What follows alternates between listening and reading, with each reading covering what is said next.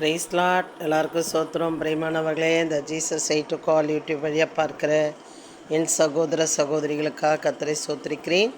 பிரியமானவர்களே, என்ன டேபிள் துடைச்சிட்ருக்காங்க அப்படின்னு நீங்கள் பார்க்குறீங்களா? கறி துணி. இது என்ன பண்ணுதுன்னா, கரைகளெல்லாம் க்ளீன் பண்ணுறதுக்காக வைத்திருக்கிற நம்ம வீட்டில் இருக்கோம் இல்லைங்களா, கறி துணி. கறிக்கந்தையாக நாங்கள் யூஸ் பண்ணி தூக்கி போடப்படுகிறோம் என்று பவுல் சொல்வது போல் இந்த கறி துணியை வைத்து இன்றைக்கு ஒரு மெசேஜ். பிரியமானவர்களே,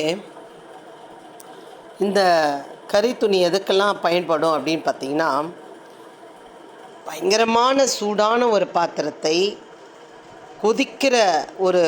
தண்ணி கொதிக்கிற ஒரு பாத்திரத்தை, பெரிய பெரிய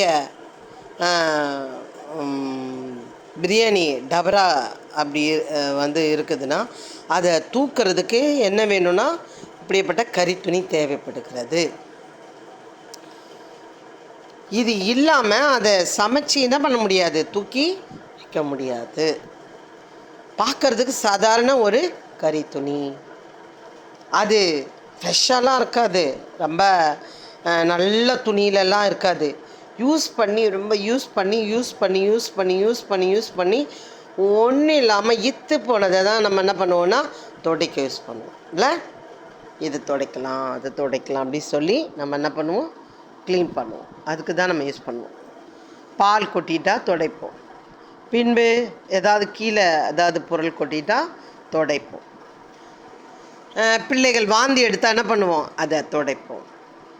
சில நேரம் பிள்ளைகள் என்ன பண்ணுறாங்க, அவங்க என்னென்ன பிள்ளைகள் அங்கங்கே பிள்ளைங்கள் செய்கிறாங்களோ, அவங்களுக்கு குழந்தைங்களுடைய யூரின் போகிறதோ, அந்த பிள்ளைகள் பாத்ரூம் போகிறதோ நம்ம என்ன பண்ணணுன்னா க்ளீன் பண்ணுறோம். எப்படி பண்ணுறோம் அப்படின்னு பார்த்திங்கன்னா, நல்ல ஃப்ரெஷ் துணி அப்படி இல்லை, இப்போ வாங்குகிறாங்க. இப்போ அதுக்குன்னு எதெல்லாம் வந்துடுச்சு. நான் நடந்து வந்த கதையை நான் சொல்ல வருகிறேன். பிரியமானவர்களே, அப்போ அந்த குழந்தைக்கு அது என்ன பண்ணுவாங்கன்னா பயன்படுத்துவாங்க. அந்த துணியை வச்சு என்ன பண்ணுவாங்க, பயன்படுத்தி யூஸ் பண்ணி இருந்தாங்க. அதுக்கெல்லாம் நான் தன்னை சுத்தமாக வைத்துக்கொள்ளும், தன் வீட்டை அறை சமையல் கட்டை சுத்தமாக வைத்துக்கொள்ளும், தன் கை பாதுகாப்பு இருப்பதற்கும் இந்த துணி என்ன பண்ணுது, பயன்படுகிறது. பிரியமானவர்களே, நாம் நல்லா இருப்பதற்காகவும் நன்மையானதை சாப்பிடுவதற்காகவும் தன்னிடத்தை சுத்தமாக வைத்து கொள்ளுவதற்காகவும் நம்ம உடுத்தின உடைகள் சுத்தமாக இருப்பதற்காகவும் இதை நம்ம என்ன பண்ணுறோம், பயன்படுத்துகிறோம். பிரியமானவர்களே, அதே போல தான் சுவிசேஷம் கூட ஒரு மனுஷனை சுத்தப்படுத்துறதுக்கும், ஒரு மனுஷனை மாற்றுவதற்கும், ஒரு மனுஷனை நரகத்துக்கு நெருப்பில் அக்கினியில் அகப்பட்டு கொள்ளாமல் தப்பித்து கொள்ள இருப்பதற்கும் இந்த சுவிசேஷம் உதவியாக இருக்கிறது. பிரியமானவர்களே, சுவிசேஷம் உதவியாக இருக்கிறது. எப்படி தன் கையை நம்ம சுட்டுக்காமல் சின்ன வயசில் ஒரு 10 வயசில் சாதம் வடிக்கும் போது இந்த கையில் கஞ்சி தண்ணி நான் ஊற்றிக்கிட்டேன். பயங்கரமாக ஒரு எரிச்சல், வெடிக்க தெரியாமல். அதுக்கப்புறம் நான் என்ன பண்ணிட்டேன், உஷாராக அதை எப்படி வெடிக்கணும், அதுக்கான பாத்திரம் எப்படி இது பண்ணணும் நான் கற்றுக்கிட்டு நான் செய்கிறேன். சரி, ஓகே, அது வேண்டாம்.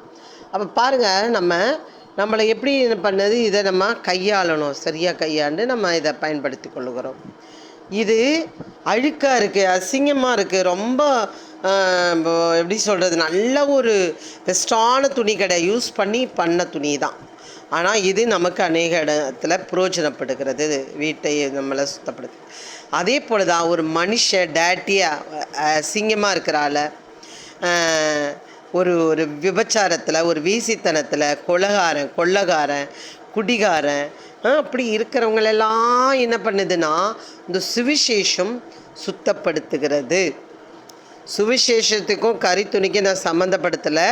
இது எப்படி எல்லாத்தையும் சுத்தப்படுத்துகிறதோ, ஒரு சுவிசேஷம், ஒரு நற்செய்தி, ஒரு நல்வார்த்தை, ஒரு தேவ குமாரனை குறித்து பேசும் பொழுது அந்த மனுஷன் மாறப்படுகிறான். வராங்க. எப்படி வராங்க?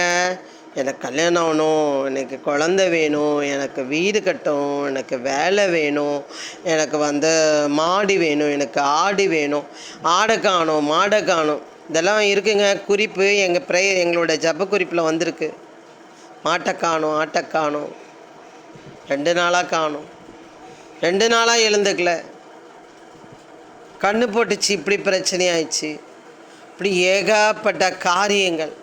கோழி நிறைய இருந்ததும்மா, கோழி ஒன்று ஒன்றா போயிடுச்சுமா, இறந்து போச்சுமா, ஜபம் பண்ணுங்க சொல்லி. பிரியமானவர்களே, அதெல்லாம் இருக்கட்டும். ஆனால் எல்லாம் பெற்றுக்கொண்டு எல்லாத்தையும் வாங்கி கொண்டு அவர்கள் அதை முடிந்த பிறகு ஒரு டாக்டருக்கு ஊசி போட்டோன்னு டாட்டா பாய் பாய் சொல்லுவது போல் இந்த கண்ணீரோடு ஜெபித்தவர்களை, அவர்களுக்காக திறப்பில் நின்றவர்களை, அவர்களுக்காக ஜாமத்தில் எழுந்து ஜெபித்தவர்களை என்ன பண்ணுறாங்கன்னா, இந்த கறி துணியை போல் என்ன பண்ணுறாங்க, தூக்கி விட்டுட்டு போய்ட்றாங்க. நம்ம கூட சமையல் பண்ணி தூக்கி அடிச்சு அப்படி தூக்கி போட்டுருவோம். அதை போல் அநேக ஊழியக்காரர்கள் ஊழியக்காரிகள் தூக்கி போடப்படுகிறார்கள் என்று நான் கண்டிப்பாக சொல்லுவேன். ஏனென்றால் நிறைய பேர் கண்ணீர் விடுகிறதை நான் பார்க்கிறேன். ஊழியக்காரி அவங்க அழுது அழுது அழுது அழுது ஜபம் பண்ணி ஒரு நாள் ஒரு ஒரு ஒரு கிராமத்துக்கு போயிருந்தாராம். இது ஒரு ஊழியக்காரர். அப்போ அங்கே ஒருவருக்கு ரொம்ப உடம்பு சிக்காக இருக்கிறாங்கன்னு சொன்ன உடனே அவர் ப்ரேயர் பண்ணுறாரு. ப்ரேயர் பண்ண உடனே இவர் வந்துடுறார். வந்த உடனே அவர் கேள்விப்பட்டார், அவருக்கு சுகமாயிடுச்சின்னு சொல்லி. அவருக்கு ஒரே சந்தோஷம், ரொம்ப சந்தோஷம். பின்பு சரி பரவாயில்ல, நம்ம கண்ணீரின் ஜபத்தை என்ன பண்ணார், கடவுள் கேட்டாரே அப்படின்னு சொல்லி. சரியான உடனே திருப்பி கொஞ்ச நாள் என்ன பண்ணிட்டாங்கன்னா, அந்த ஆள் குடிக்கிறதும் பான்பாரக்கு போகிறதும் தன் காரியமாக மறுபடியும் என்ன பண்ணிட்டாரு, அவர் செய்ய ஆரம்பித்து விட்டார்.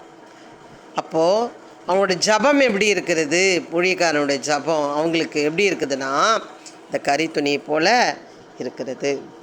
நான் கூட பிரியமானவர்களே, கொஞ்சம் நெஞ்ச கண்ணீர் சிந்தப்படலை. ரொம்ப என் சொந்தத்துக்காக, கூட பிறந்தவங்களுக்காக, நான் பெற்றதுக்குங்களுக்காக, பக்கத்தில் இருக்கிறவங்களுக்காக, ரட்சிக்கப்படணும் என்பதற்காக எத்தனையோ பேருக்கு பெரிய பெரிய அற்புதம் செய்திருக்கிறார். ஆனால் எல்லாம் ஒன்று சிம்பிளாக வேலையை முடிச்சுட்டு போயிட்டாங்க. ஆனால் கர்த்தர் ஒருவருக்கு தெரியும், பெற்றுக்கொண்டவர்களுக்கு தெரியும். 10 வருஷமாக இல்லாத ஒரு அற்புதம் 11ஆவது வருஷம் நடக்குதுன்னா, அதை அறிந்தும் அறியாமல் தெரிந்தும் தெரியாத மாதிரி இருந்து இந்த கறி துணியை போல் தூக்கி போடுகிற மக்களை நான் பார்த்து கொண்டு இருக்கிறேன். ஜெபம் பண்ணுங்கள். நான் கொஞ்ச நாளாகவே ஆண்டவர் எனக்கு ரொம்ப மனக்கவலையாயிடுச்சு. ஏன் இவங்கெல்லாம் இவ்வளோ அற்புதம் பெற்றுக்கொண்டு வரல அப்படி சொல்லி.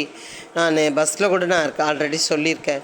ஒரு சிஸ்டர் கண் தெரியாத ஒரு திருமணம் பண்ணி குழந்தை இல்லை, ரொம்ப அப்போ வாங்க சிஸ்டர் வாங்க, ரொம்ப வருஷமாக குழந்தை இல்லாமல் இருக்கீங்க வாங்கன்னு சொல்லி கூப்பிட்டு ப்ரேயர் பண்ணும்போது ஒரே பிரசவத்தில் 3 குழந்தை பிறந்திருக்கு.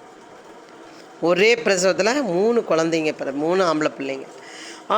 அப்போ பாருங்கள், அப்போ கூட அவங்க ஆண்டவர் என்ன பண்ணலை, தேடி வரல. நான் நினச்சிப்பேன், நான் படுத்துப்பேன், நான் படுக்கும்போது நினைப்பேன், நான் எழுந்துக்கும்போது நினைப்பேன். இப்படி தான் ஆண்டவருடைய ஊழியக்காரர்களை இப்படி கறி துணியை போல யூஸ் பண்ணி பெற்றுக்கொண்டு ஓடிடுறாங்க, நன்மை பெற்றுக்கொண்டு ஓடிவிடுகிறார்கள். அவர் ரட்சிக்கப்படணும் என்று ஜெபம் பண்ணுங்கள். வேதத்தில் நம்ம பார்ப்போமானால் பவுல் சொல்லுகிறார், நான் எங்களை கறிக்கந்தையாகவே பார்க்கிறார்கள், எங்களை அற்பமாக பார்க்கிறார்கள். பரவாயில்ல, நாங்கள் தருத்தரராகப்பட்டு நீங்கள் ஐஸ்வர்யமாவதற்கு நாங்கள் தருத்தரராகிறோம்.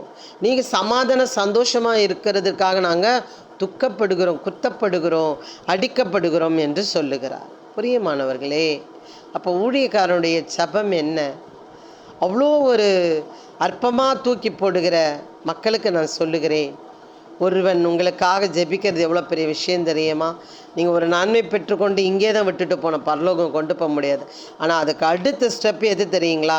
தெரிந்து கொள்ள வேண்டும் என்றால் பரலோக ராஜ்யத்துக்கு அடுத்த ஸ்டெப் நீங்கள் வைக்கணும். அதை நீங்கள் நிறைய பேர் இழந்து போகிறீங்க. நிறைய பேர் இழந்து போகிறீங்க, பெரிய நன்மையை இழந்து போகிறீங்க. பெற்றுக்கொண்ட ஒரு நன்மைக்கு அடுத்த நன்மை என்ன தெரியுங்களா? தெரிந்து கொள்ளணும். நீங்கள் பரலோக ராஜ்யத்துக்குரியவர்களாக நீங்கள் மாறப்பட வேண்டும். இப்படி பயன்படுத்தி பெற்றுக்கொண்டு ஊழியக்காரனை கரித்துணியைப் போல தூக்கி போடுவது அல்ல. அது பிற்பாடு ஒரு அற்புதத்தை ஆண்டவர் வைத்திருக்கிறார். அதை அறியாமல் மரித்து கொண்டு இருக்கிறார்கள் நிறைய பேரை நான் பார்க்கிறேன். மனபாரத்தோடு சொல்லுகிறேன், நீங்கள் அவர்களுக்காக ஜெபம் பண்ணுங்கள். குழந்தைக்காகவோ வேலைக்காகவோ வீடுக்காகவோ எதுக்கோ ஜெபம் பண்ணுங்கள். ஆனால் அவங்க ரட்சிப்புக்காக முதலாவது ஜெபம் பண்ணுங்கள். ஏனென்றால் அவர்கள் அறியாமல் மரித்தும் நரகத்துக்கு நேராக போய் கொண்டிருக்கிறார்கள் என்பது அது பயங்கரமான ஒரு பெரிய உண்மை. பிரியமானவர்களே, அவங்க கரித்துணியாக நினச்சிட்டு போட்டானா கர்த்தரை அறிந்து கொள்ள வேண்டும். அவர் மூலியமாக தான் பரலோகம் என்று அறிந்து கொள்ள வேண்டும். நாளை ஜெபம் முதலாவது அதுக்காக தயவு செய்து ஜெபம் பண்ணுங்கள். கர்த்தர் உங்களை ஆசீர்வதிப்பார். இப்படி பெற்றுக்கொண்டவர்கள் யாராவது இருப்பீர்கள், ஆனால் அவர்களை கரித்துணியைப் போல தூக்கி போடாதீர்கள். அதுக்கு அடுத்து கர்த்தர் யார் என்று அறிந்து கொள்ளுங்கள். கர்த்தர் உங்களை ஆசீர்வதிப்பார். அவர் சும்மா பிறந்து வளரலாங்க பிரியமானவர்களே.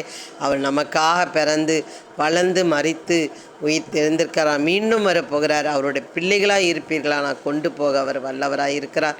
இல்லை என்றால் எனக்கு தெரியாது என்று விட்டு போய் விடுகிறவராக இருக்கிறார். அதனாலே பிரியமானவர்களே, பெற்றுக்கொண்ட அற்புத அதிசயங்கள் பெற்றுக்கொண்டவர்கள் கர்த்தரினார் என்று ஆராய்ந்து அறிந்து கொள்ளுங்கள். கர்த்தர் உங்களை ஆசீர்வதிப்பாராக. ஆமென். God bless you. இந்த வீடியோ உங்களுக்கு ரொம்ப பிடிச்சிருந்தால் மற்ற ஷேர் பண்ணுங்கள். நீங்கள் ஜெபிக்கிறவங்களா இருந்தால் முதல் அவங்களுக்காக ரட்சிப்புக்காக ஜெபம் பண்ணுங்கள்.